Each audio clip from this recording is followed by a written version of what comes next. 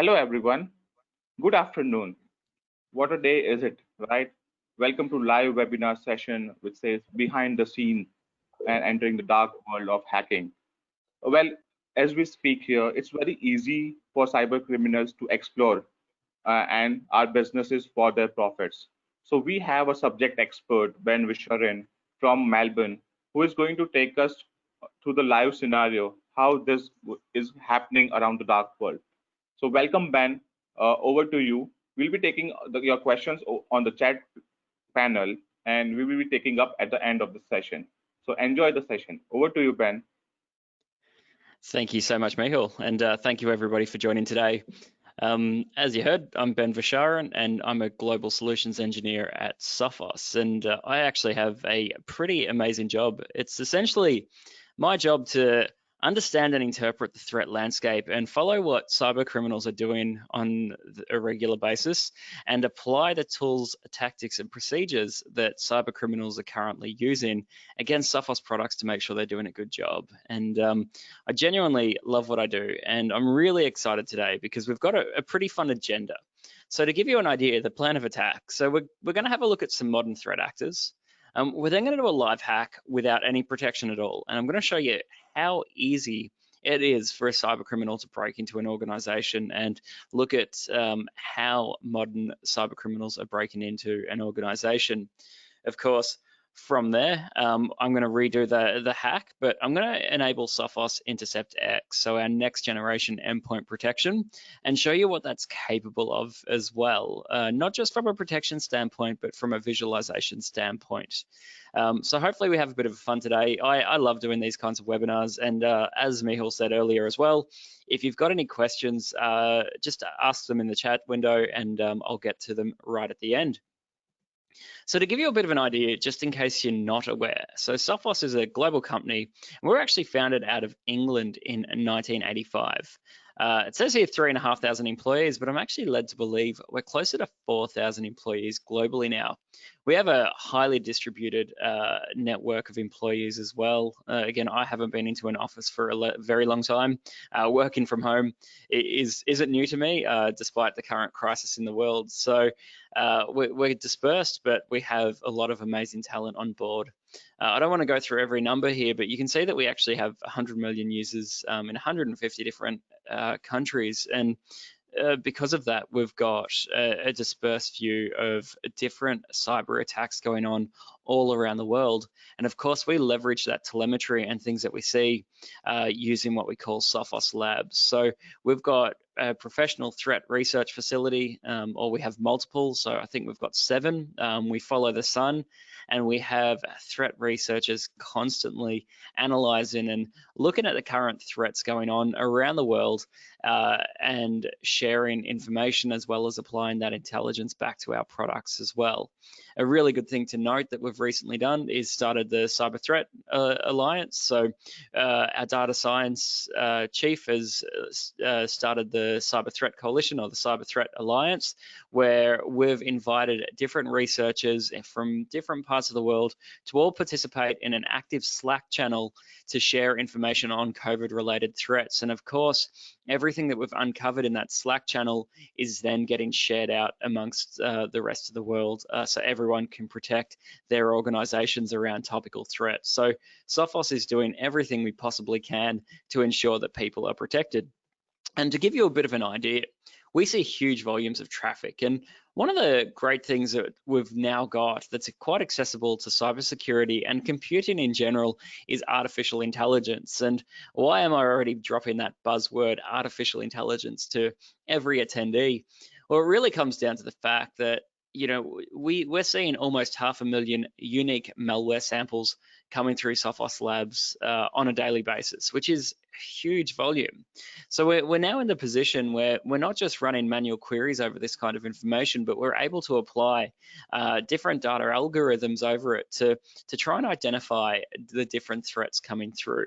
Of that 500,000 unique malware samples that we're seeing every day, most of it, like a large portion, around 90%, actually comes from the same 5 or 6 different malware families. So although we say they're unique malware samples, they are coming from similar groups or similar malware families, but because malware is of course polymorphic, as in it looks different to everybody, uh, to us, they're unique samples. So then we need to apply algorithms over the top of that to find out what's topical and important to protect our users, and not just looking at the same samples over and over again. So I mentioned that malware is polymorphic. That's why 75% of malware, we say, has only ever been seen once, as in it's sent out in one phishing campaign, maybe to a single unique user, and we never see that exact same hash of that file again. It is single burn malware. And again, if you've got traditional type protection, or you rely on things like whitelist and blacklist models, considering checksums are different for every bit of malware that goes out there, it's incredibly difficult to make a decision based on a quick look at a file hash, which is exactly how we did it 15 years ago when it came to detecting malware. I heard a story from someone that's been at Sophos for over 15 years now, and they were talking about when they first started at Sophos. So it was a big job every month of distributing new malware hashes and identities out on CDs and floppy disks out to customers, so they were able to actively defend. I'm glad that we're no longer in that situation. And there's a few things that we've done from an innovation standpoint. So we've, of course, got our next generation protection for Endpoint, which we call Intercept X. But with that as well, we also have a next generation firewall. We have products like Cloud Optics, and we've of course got our managed threat response. So you can use Sophos's SOC to augment your talents internally to make sure you're able to defend against modern threats. Or if you don't have the capabilities internally, you can use Sophos's managed threat response team to be your security operations center. And of course, back in 2015, we came up with this strategy called Synchronized Security. And we said, well, we're seeing these new modern threat actors. They're getting better and better every day. That's no longer run-of-the-mill Trojan horses or fake antiviruses that are trying to get you to pay $19, steal your credit card number. Sometimes they just take the $19 and move on. We're now seeing these more sophisticated threat actors. So we need to come up with a better strategy. And that is exactly what Synchronized Security is. So we have our management platform, which is Sophos Central. Tied into Sophos Central, we have every product that we're actively developing that we consider to be next generation defenses. And using Synchronized Security, what we're able to do is have our products share telemetry together in real time. So to give you an idea of what that looks like, if, say, our email product detects an anomaly, it's able to go out to our firewalls, our wireless products, and our endpoints to say, hey, I just noticed that this endpoint is started sending 3,000 emails a minute. I don't think that's normal activity. Can you go and investigate? And then, of course, the other products will automatically trigger and start to respond and defend against a threat, whether that's severing them off at the wireless standpoint so they're in a wall garden, or whether the XG firewall says, oh, I don't think I trust it. I'm not going to allow you to access the servers while this attack is underway. And of course, with Intercept X, it can say, well, I'm not going to let you talk to any device until we've deemed you healthy again. So this shared telemetry is foundational to protecting against modern threats. The beauty is with Sophos is they all tie in together naturally. So you don't have to have engines like a SIM database that's collecting information, and then a SOAR engine that's then pushing out to other devices and other engines as well. This all works together, simply tied back by username and password and Sophos Central. So moving on from Sophos's strategy, let's take a look at Ryuk. And why do I talk about Ryuk? Well, firstly, they're one of my favorite malware families, purely because of their name. So if you haven't heard of Ryuk before, it is from a Japanese manga series, and it's a spirit that gets bored and decides to drop a notebook to then, if you write the name in the notebook, it will then, of course, take the spirit of that victim or kill them. But it's quite a fascinating and creative name.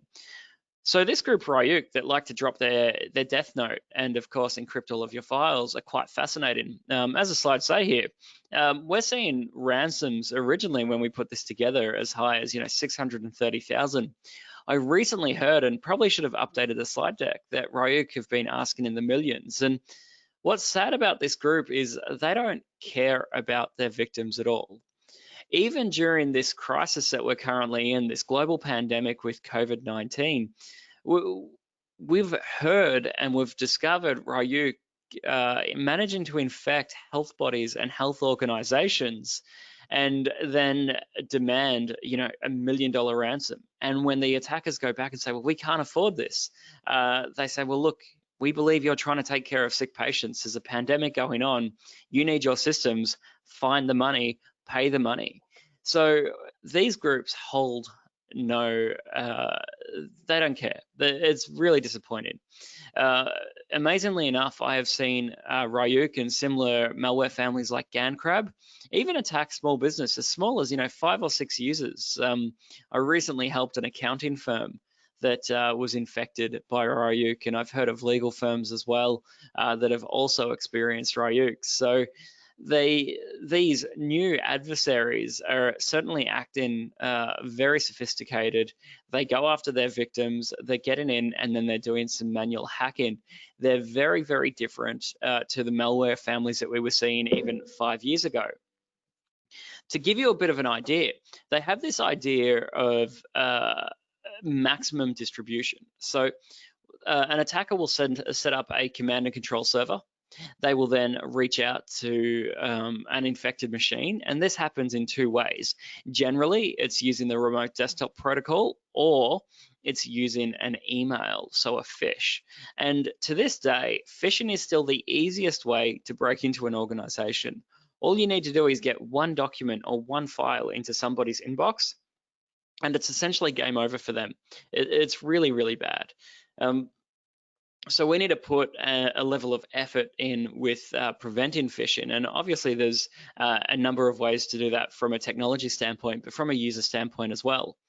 Of course, once the attacker manages to get that first infected machine, they then abuse the trust that comes native with Windows to then find other victims on the network. They try and abuse some trust, and then from there they do what we call lateral movement, where they try and get their malware on other devices.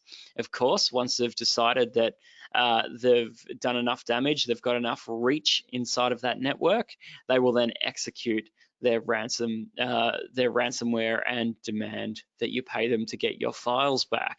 At that point, when they decide to encrypt your files, it essentially is game over. They know that they've disrupted your backups, they know that they've turned off your monitoring, and there's no way you can really recover from that.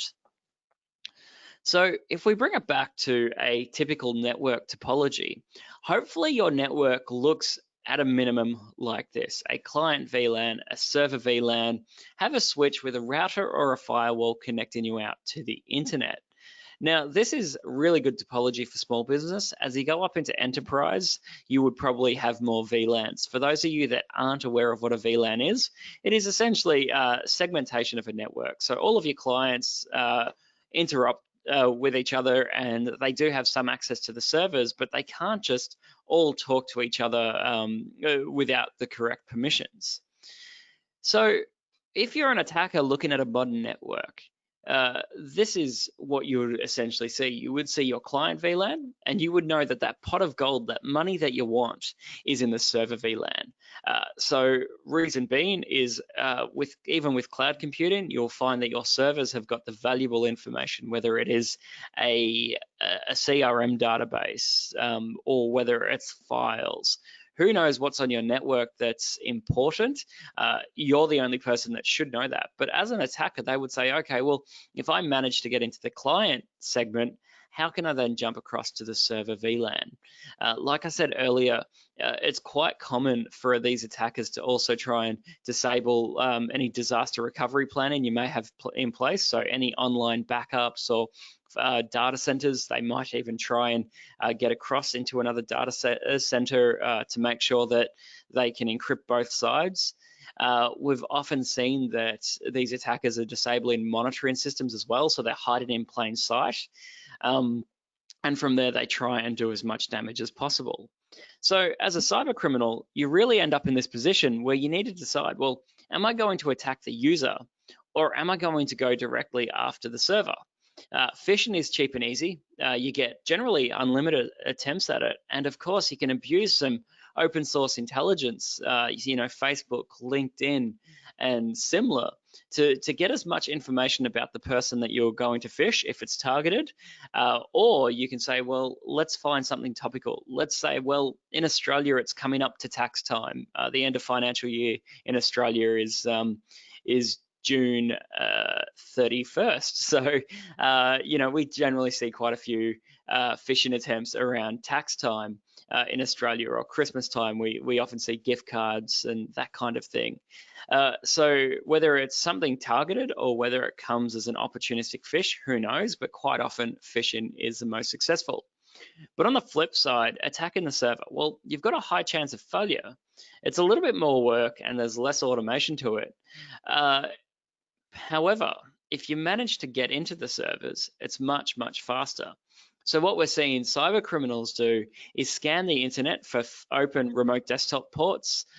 We also see them try and use password dumps, which I'm going to show you in a moment.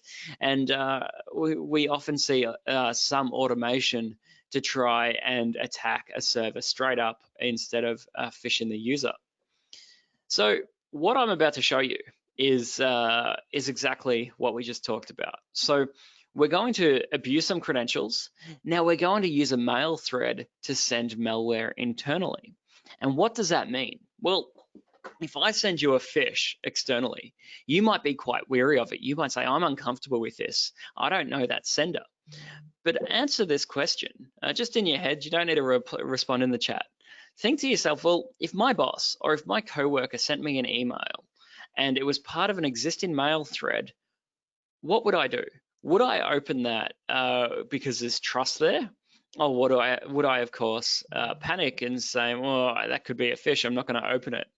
I can honestly say that as a cybersecurity specialist, someone that does this on a regular basis, if my boss sends me an email, especially before a big meeting, and says, hey, I need you to review this information, I'm going to click on that and I'm not going to think about it too much. Hopefully, Sophos, the cybersecurity team, aren't on the call and hear that today. So once I've sent that malware, I'm then going to do what's called enumeration. I'm going to look at that infected client and find other targets. I'm then going to laterally move to the server and I'm going to run some ransomware. So I'm going to show you how easy that is now. Hopefully I don't make any mistakes after I said how easy it is. So let's cut across to a live demo.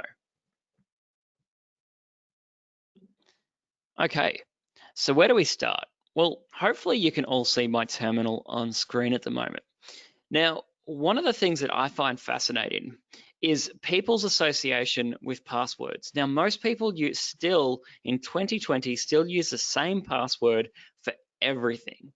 Now, as someone that does offensive techniques, as someone that does penetration testing, one of the things that blows my mind is both the Adobe data breach and the LinkedIn data breach from 2016. Often people use the same password for LinkedIn as they do their business. Now, why do I bring that up? Well, I don't even need to go to the dark web. I've gone to this website called Raid Forums. You can sign up here. And on the Raid Forums, I need to be careful what I show on screen at the moment because there is some quite obscene content on this particular website. But you can see that there is a database index here. And if I click on that, you can then see apologies again. You can then see from this list that there is, the Adobe data breach. There's the Ashley Madison data breach in here, even gaming data breaches. And for as little as about $3 US, you're able to buy one of these and use them for yourself. So if if you're currently using the same password as you do in LinkedIn, I would say go and change that as soon as possible because the chances are you're in this data breach. You can see that it doesn't matter how many records are in the data breach, it's still the same cost. They do a credit system. I think it's 6 credits, which is about $3 US. So prior to getting on this call, I actually went through that process. I downloaded the Adobe data breach. So from here, what I did is I can now search through and I can say, well, show me everything that's in that list. And as you can see, it scrolls through and you can find a lot of information here. Now, the passwords are in an encrypted format. but they were actually stored in a reversible encrypted format. So what that means is you're able to get these passwords and just find in an online article, you can find out how to reverse these passwords back to plain text. As we scroll through, you can also see that people have got suggestions here. So this user, for example, has got an encrypted password, but the password is a dog number. So do keep this in mind. Password reuse is what cyber criminals are doing. It's also very common in techniques such as sextortion now, where people will get a phish and they will get an email to say, hey, this is your password.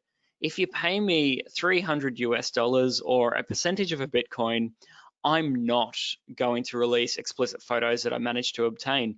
My wife actually received one of these emails about 12 hours ago, I think it was, when we first woke up this morning. So it had an old password of hers. It's no longer valid. She doesn't use it anywhere, but it still scared her a little bit. And she came back to me to say, I'm worried about this. So do keep this in mind.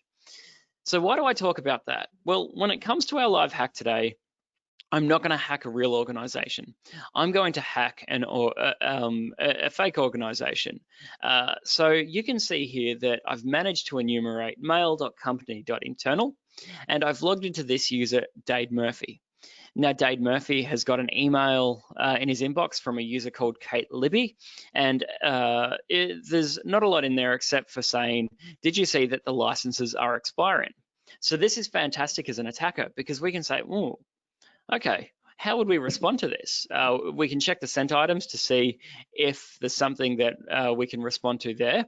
It's amazing the kind of information you can find in somebody's sent items. Quite often, if they've ever had to deal with a lawyer or someone else, you'll find passport photos in there, license photos in there, credit cards in sent items. So sometimes you also need to do a purge of your sent items as well to make sure you're not storing a bunch of information.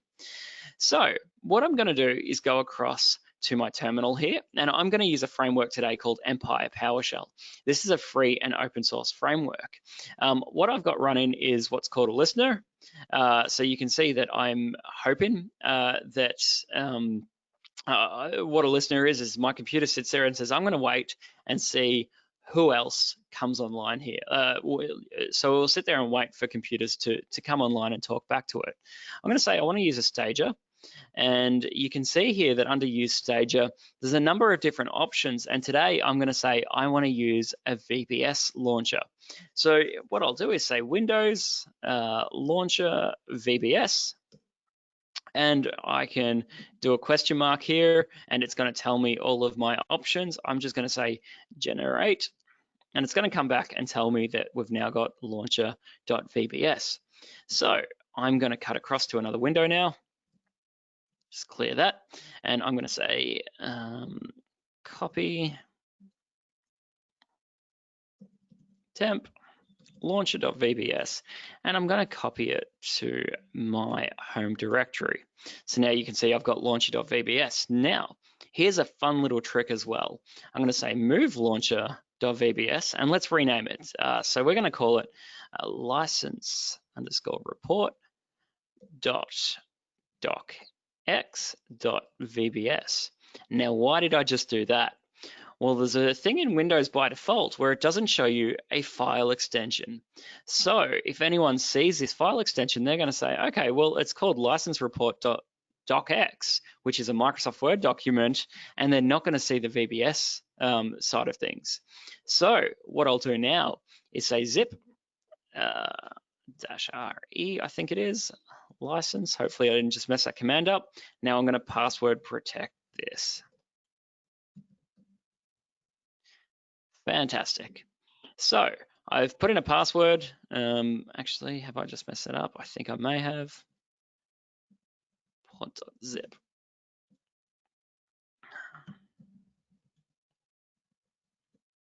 Cool. So now if I have a look, I've now got report.zip here. Now, why did I just do that? So one of the best ways as an attacker to bypass a mail filter is to encrypt something. Now, I'm not saying become a cyber criminal overnight and do that, but by putting a document in a a password protected zip file. It means that as it passes through the mail filter, an antivirus scan can't be run because inside of that zip file, that compressed document is is something unscannable. It is encrypted. So I'm going to say, hi, Kate. See attached report.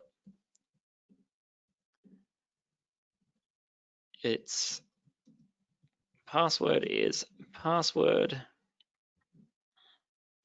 because it's confidential. Regards, Dade. And click send. So what have we just done? Well, we have just phished this user. But how did we phish them? Well, we've used somebody else's mailbox. We've injected in a thread to make it relevant and topical to this user. And now when I go across to Kate's computer and log in as her, you can see that in her inbox, it's quite sparse, but in there, it's, hi Kate, see attached report. The password is password because it's confidential. It's almost a riddle. So I'm gonna open that. Now, if I was to extract it, you wouldn't see that file extension. I'm gonna type in password and click OK. It's gonna come back to me. And if I go back to being an attacker, I should now be able to go back to my shell. And you can see that now if I type agents, I've got this computer with this machine name and that user Kate Libby under my control. So now I can choose to interact with it. So I'm going to say interact VGY FRT14, which is a random name assigned to it. And if I type in the question mark, you can see that I have a lot of options here to leverage, to laterally move. So there's a few things that I like to do when I first get onto a computer. I like to run a few commands. So I'm going to run the shell APA command, and you can see that it returns the other computers on the network. So I can see that there's a computer with this IP address, .10, .2, .3. These are all other potential victims. The other thing that's nice to do, let's do this to make it a bit more fun.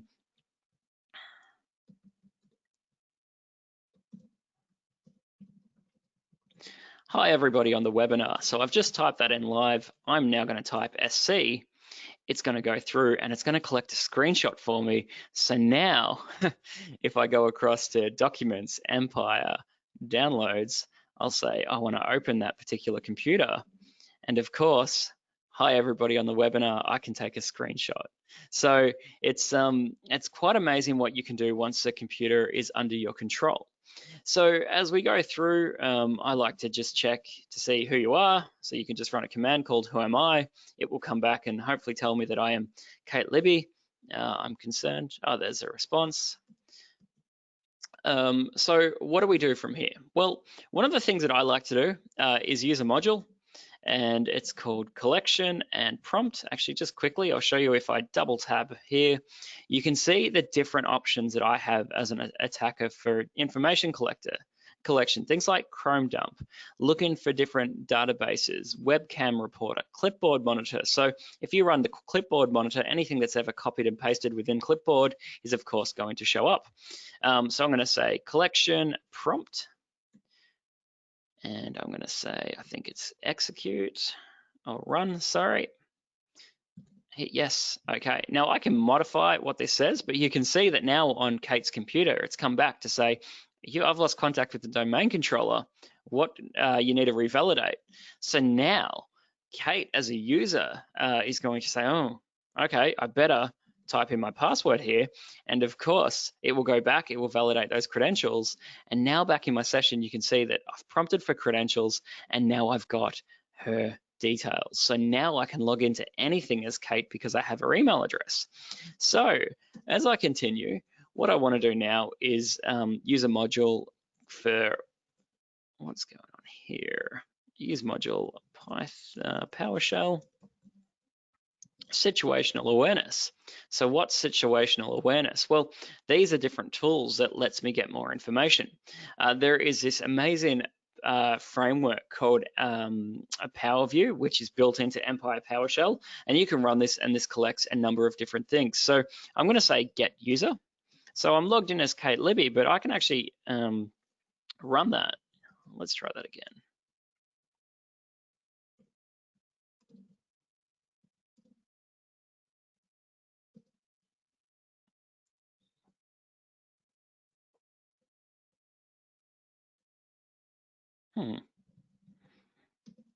As you can see, it's not recorded, it is live.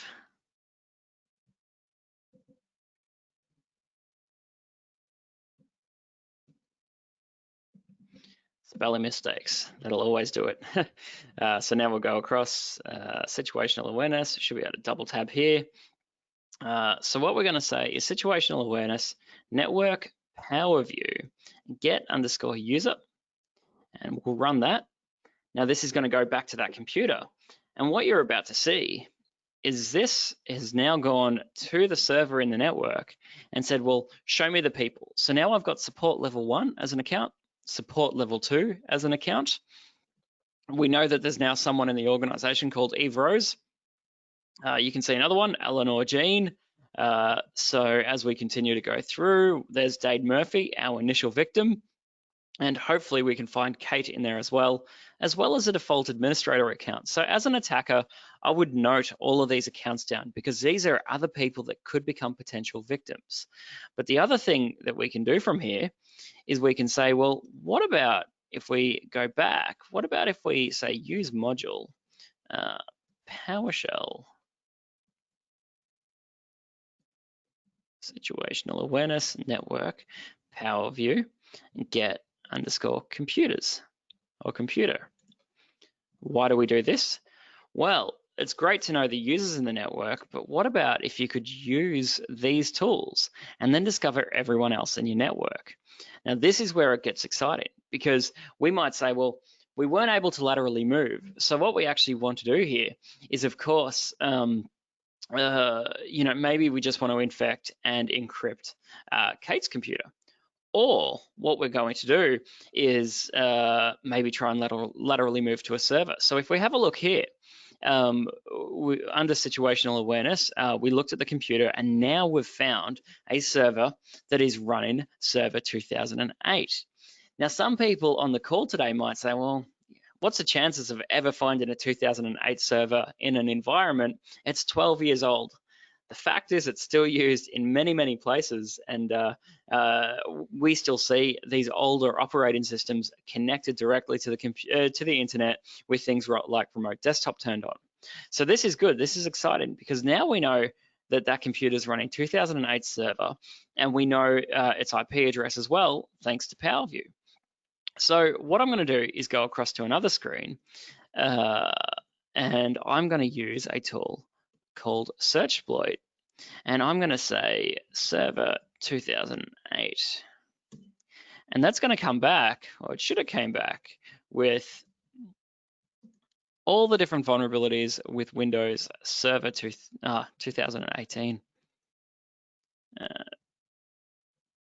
Windows 2008, and as you can see here, there is a number of different vulnerabilities against that operating system. And there's a bit of a trend here where 2008, 2003, Vista XP have all got the same problem.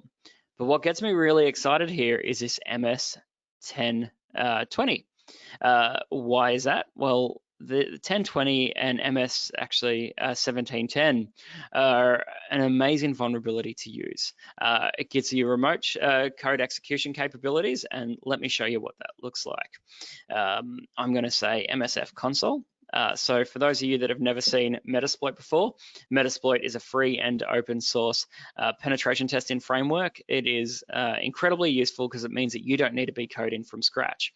From here, I'm going to say search MS1701, and I can choose to use exploit Windows SMB MS17 PSExec. Now, because there's a known vulnerability in that operating system, I can just do this, set our host, and type in the IP address, so the unique identifier on the network for that system, and then I can say run. all going well, is going to reach out to that computer, and now I've got what's called a interpreter session on that system.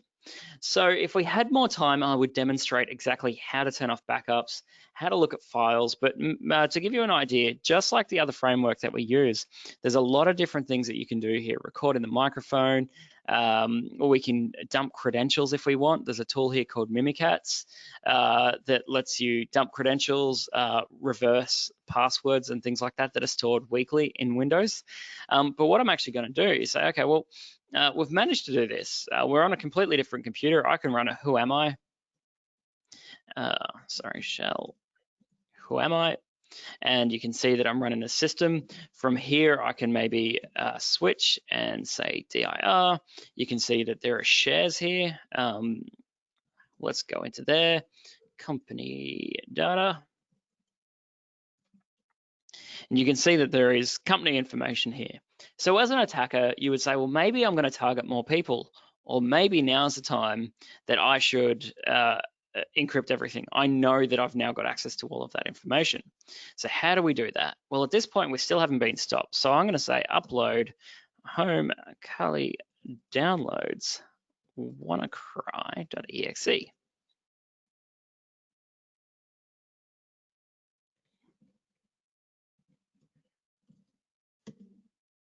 So now we're uploading malware to that. Now, just quickly, I'm going to connect to that server so you can see it. And you can see that currently this server is healthy. There is nothing wrong with it. All looks well. Now, what I'm going to do is say shell. I'm going to say start WannaCry.exe. We go back to that server.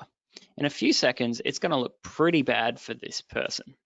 And this is great. As an attacker, you would then start encrypting all their files. In a moment, it's going to come up and it's going to tell me that I'm going to need to pay a ransom. Any second now, that should happen. You can see wanted decryptor everywhere. If I go to shares, company data, you can see that I can no longer access those files. I've just got this WannaCry everywhere. Not a great scenario to be in. Having your files encrypted, here we are. You can see that now it's saying, hey, your files have been encrypted. What happened to my computer? Now, one thing that's fascinating is that exploit that I just ran back here, that MS1710, is built into WannaCry. So WannaCry, as a bit of malware, has the ability to laterally move automatically. So all it needs to do is infect one host, and then it will say, okay, I give up. I'm now, I'm going to try and just attack everybody on the network. Hopefully it works, but it may not.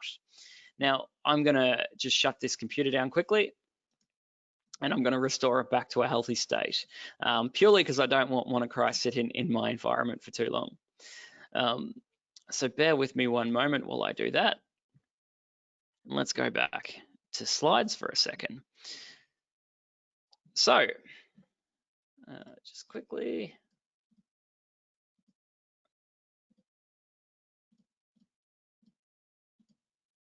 Just restoring some snapshots. Now I'm also going to quickly go to Kate's computer and shut that down as well. Actually, her computer, there we go. And why am I going to shut that down? Because I'm actually going to now, once it's shut down, restore a snapshot of this same system, identical system, but with Intercept X running. I want to show you a few more things. Hopefully we get the time to do that. But now that you've seen how easy it is for a cyber criminal to operate, and it really is that simple in the real world. So we're seeing some cyber criminals or some threat actors put in a little bit more effort and go the extra mile to laterally move if they know that it's a very wealthy company. But if they decide that the company's not that valuable, they do their opportunistic attack. If it's not as easy as I've just shown you, it's really just let's move on to somebody else. So I'll just quickly get Kate's computer up and running again. And that way we can start the attack again. So really, when you look at these attacks, we need to start thinking about layers of defense. So to give you an idea about Sophos' strategy, we talked about synchronized security earlier. So what would that give you in this scenario? Well, it would give you the ability to, say, have a firewall inside of your network. And when you have healthy endpoints, they would sit there and report back that they're green. So you would say, okay, well, because they're healthy and they're green, I'm going to allow that computer to access the internet, access one server on top of the other. So you would say this computer in the bottom towards middle is allowed to access his server to the right. Why is that? Because he's healthy. There's no problems with that client. However, should that computer, which is in this case Kate's system, become infected, let's isolate it. Let's ensure that this computer here is not able to get out to the internet except for to talk to Sophos Central, but it definitely can't talk back to a server to laterally move like I just did, and it definitely can't talk to this system next to it.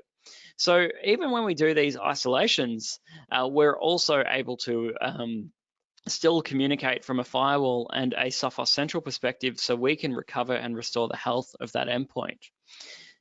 So from an endpoint protection features standpoint, there's a few things. We've got our attack surface. So we've got our web control, our device control, our app control, and of course, firewall management. So I look at these as points of exposure. You know, if you can prevent the malware from ever running in a browser, or prevent, say, PowerShell or Visual Basic from ever running on that system, unless you're a blessed admin to do that, or if you can stop a malicious USB drive, fantastic. That's exactly what you should be doing. So forget about, you know, artificial intelligence for a second. Let's focus on the basics and let's make sure that someone can't mess up and of course have some problems. We then look at pre-execution, and there's a few things that we do there. We've got our live protection, where it talks back to Sophos Labs, our web security, where it's actively scanning web content. We still use signatures and heuristics. We still have our script and analytics engine, or our AMSI engine, which is using the anti-malware scanning interface, which is a really, really effective way at stopping these payloads from running.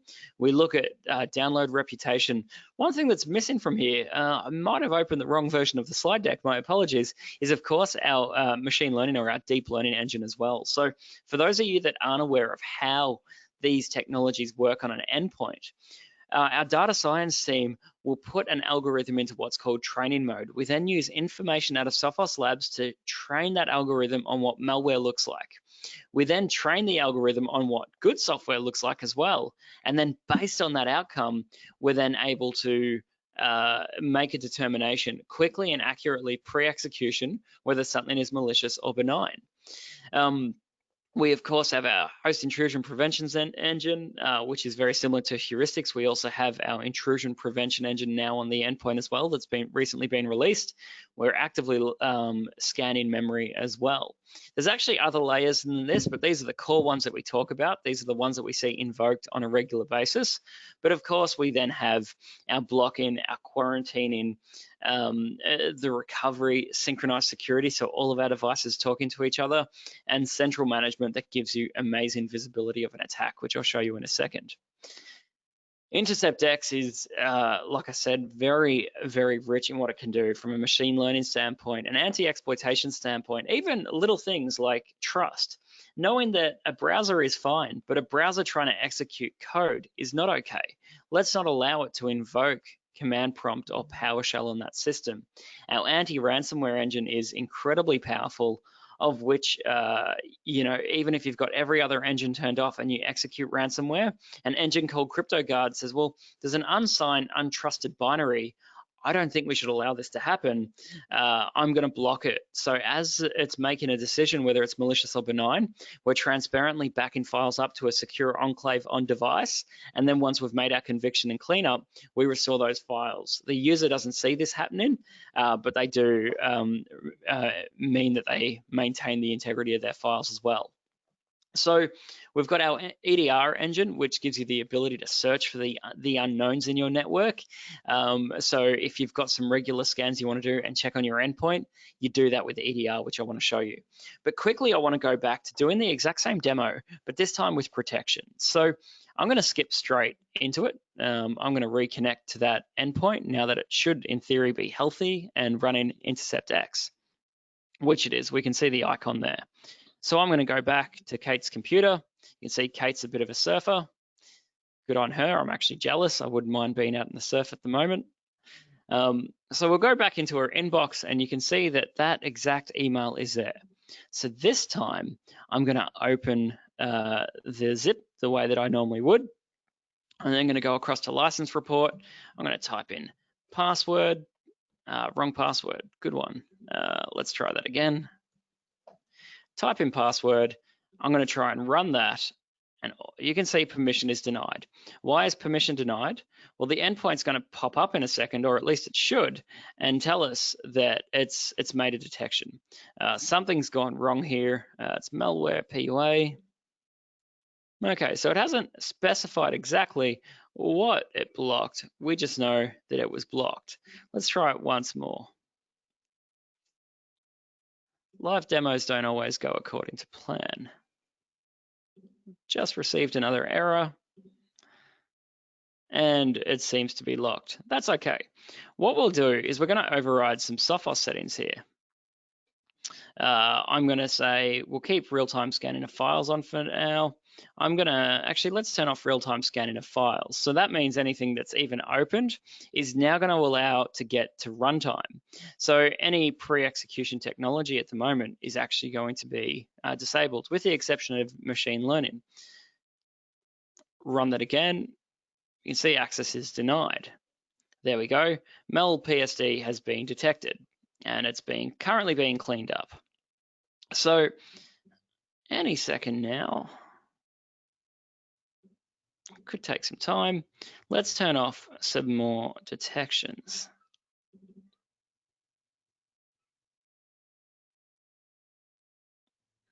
Still not allowing us to do that. Very interesting. So if we go back to my hacker machine for a second, you can see that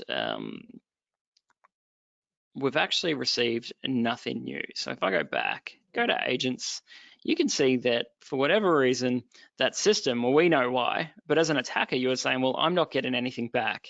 Over through my headphones at the moment, I can certainly hear that there's alerts going off, and the Sophos endpoint protection is currently cleaning up that system. But all in all, we're getting nothing back as an attacker. But why is that important? I've just shown you how endpoint protection works. Well, really, there's so many other things that we can do here. I think I've just revealed to everybody who I bank with. That's that's something you want to do every day, but I hope everybody on the webinar respects that.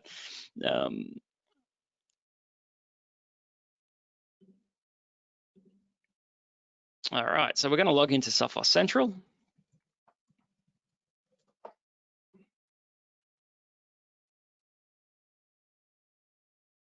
And once we've logged in, you can see that I've got these compliance policies, malware protection.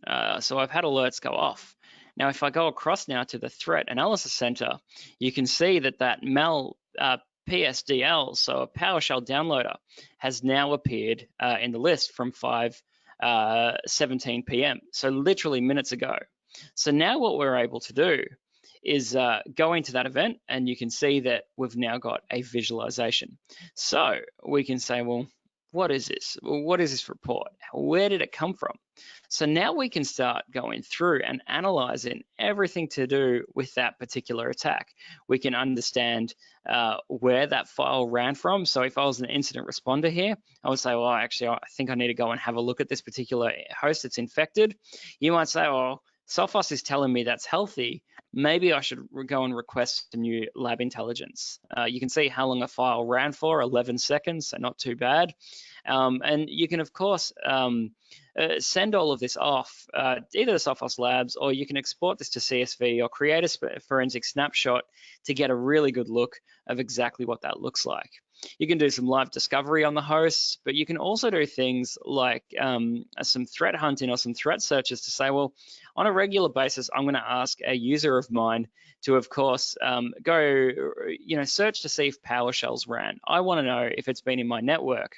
You can then see that, oh, Kate Libby has actually ran some PowerShell here. I've zoomed in for the webinar today, but you can see that I can still see that an invoke web request was ran, WannaCry was downloaded and put on that system. So you might say, well, I better go and check that out. Well, why has devices on my network been talking back to this command and control server? I should do something about it.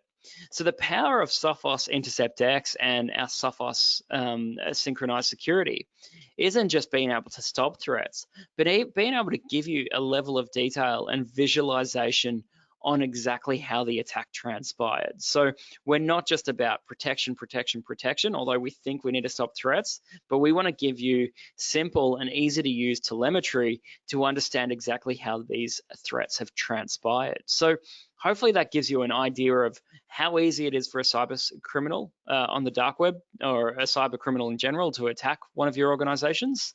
Hopefully you haven't been a victim before. And of course, hopefully that gives you an idea of what Sophos is up to from an innovation and development standpoint. Mehul, I'm going to open it up to you to ask me any questions.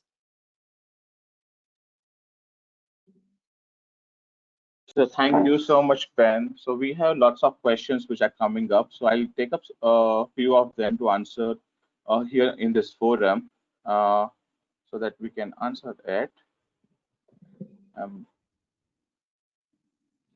So one question is the endpoint security feature part of the firewall functionality, or do we have to opt for other products? Can you repeat that, sorry? Yeah, so one question is the endpoint security feature part of firewall functionality, which you just showcased here, or do we have to opt for other products? So they are separate products, and they do talk and share information together, but our endpoint protection is a separate product to our firewall product. Perfect. One question is, I'd like to know when Kate downloaded the payload from the email and executed that, and a few moments later she finds something fishy and wants to stop that. Is it possible once she realizes something wrong going on, she can prevent it from happening? How can she stop the process apart on the computer? Yeah, it's a Does really it help restarting it? Does it help restarting it in the real time or something? It does, yeah. So it does depend. So when you've got endpoint protection, like when I had the Sophos Intercept X running, you would notice that it never got to the point of running. We were able to detect it in a number of different ways, even me turning features off. However, when you don't have good defenses on the endpoint, it becomes very difficult.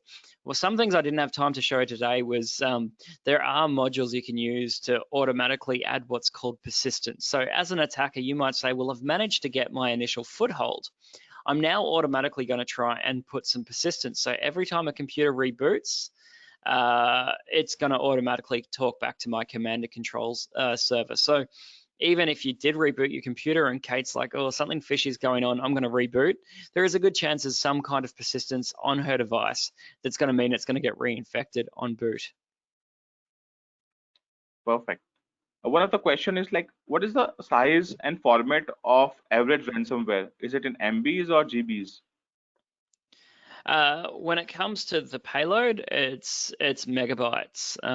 WannaCry, the sample I used today, is actually quite large. It's 3.5 meg, but most malware now is still under a couple meg. Malware still remains quite low when it comes to size. We're not seeing gigs, and it's very rare to see malware injected into super large files because it becomes easier to detect from a standpoint of if someone has to download gigs of information, it's going to take a long time for it to get to them. But if it's saturating the internet connection and bandwidth, it of course is it's going to become noticed as well. Perfect. With so many questions, we can take a couple of two questions here. So Deep is asking from Sydney, just wanted to ask, since most of the white collar people are working from home, what is the best mechanism to protect the home network and get protected from online contents, movies, something happening, streaming, YouTube, and other stuff which is happening here? So what's your best advice and recommendation in this scenario to our viewers audience here?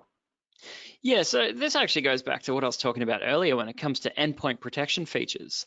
So, if you look at that initial attack vector, so web control, app control, things that you're able to invoke, so you know that that corporate asset is protected. So you know that when someone takes a device home, they're not using torrents on that particular device, or they can't access adult material or unsavory material on that device. So a device, whether it's inside of the network or whether someone's taken their laptop or even their desktop home, as a lot have currently, there's still a responsibility from the IT department to make sure that whatever they're using from an endpoint protection standpoint can still be managed remotely and from anywhere in the world. That way you can prevent, third-party out of your control attacks actually taking place. Perfect. So, Ben, you mentioned about how the hackers are behaving and how smartly they do this in the whole dark web world, right? One question which is coming is, if a hacker succeeds in the attack, right? So, what's the best solution then? Because we have all the solutions to protect the attack, but one person is interested to know if the hacker is succeeded in the stuff. What's then next to be done in this case? They want to hear it from you. Yeah, so that's why we've come up with our managed threat response service. If you don't have a security team for budget purposes, for headcount purposes, if you don't have a security team, due to the type of attacks that we're seeing now, you need to get something like managed threat response, because that means you're essentially outsourcing your security operations center to a third party so they're able to help you. But the other thing that we talk about is then, of course, EDR. So if you do have those security people internally inside of your network or that work for you, that's where they can leverage things like live discovery and ask a question to the endpoint and get a very, very verbose answer. So you either need a product like EDR to give you that visibility, as you know, I'll just quickly demo while I'm talking the kind of information you're able to get. But you really either need to hire somebody with those capabilities or outsource it to someone that, of course, can provide those kinds of expertise. So hopefully that answers that question. Yeah, that's great. So there are so many questions related to Sophos products and features descriptions. So I'm sure we'll leave it to SDRs to answer them post this webinar. One last thing which I want you to answer is, this is like never-ending stuff, right? So how can we see the latest malware reports, especially the emerging new threats in this scenario? So how the audience out here can have that access, that they can see the latest stuff which is happening daily, or a 0 day, which we say, something like this. And any of your suggestions? Yeah, absolutely. So we've got the Naked Security blog by Sophos, which talks about current issues that's going on. But we also have what we call Sophos Labs Uncut. So I highly recommend having a look at Sophos Labs Uncut. And at that blog, we have our labs team actually blog as they discover new and emerging threats.